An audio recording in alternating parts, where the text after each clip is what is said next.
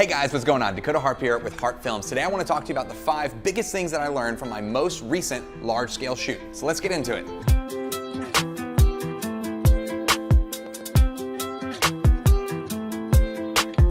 So I'm going to break this up into 2 sections. So the first section is going to be about planning and pre-production. The last 2 things I'm going to list, numbers 4 and 5, are going to be about execution on the day of and what that looks like with your team. So the first thing that I learned, and this is without a doubt the biggest thing, is going ahead and getting concrete details from your client and also clarifying expectation versus reality. This is super important whenever it comes to the final deliverables and not getting caught up in the finite details of trying to do revisions and trying to get things back to them in time, and now you're past your deadline because you're trying to take care of all these teeny tiny little things that don't really matter or weren't even a part of the original agreement. The way that I like to explain it is that you can have it fast, cheap, or good, but you can only pick 2 of those options. So if you want it fast and cheap, well, it's probably not going to be as good as it would have been originally. There may be mistakes, there may be typos, things like that. By that same token, if you want it good and fast, I'm going to have to charge you a little bit more to meet those expectations. It's also good at this point to go ahead and clarify your turnaround time and what that process looks like, whether it's dealing with time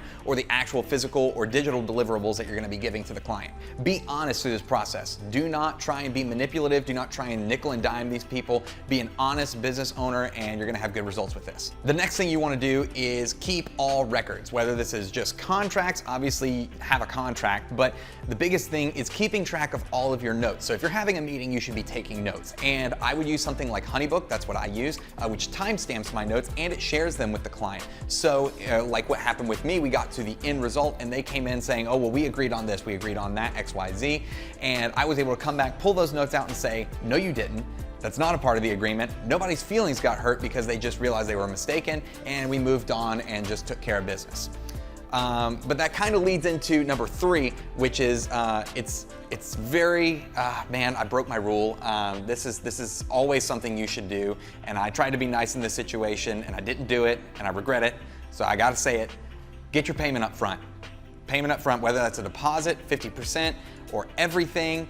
Have a credit card on file, something. You need to have some form of guarantee for that payment, because when it comes down to it and your client has some kind of final deliverable, they have no more incentive to pay you and they can just vanish. So always, always, always get a contract and payment up front.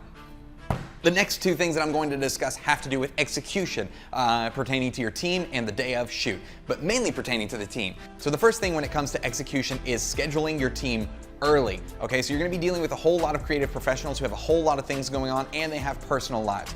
So in this case, this shoot was 2 days long, 2 full days, basically 8 a.m. to 8 p.m. and in some cases later, and involved a lot of physical effort. So it was important to get these people taken care of early.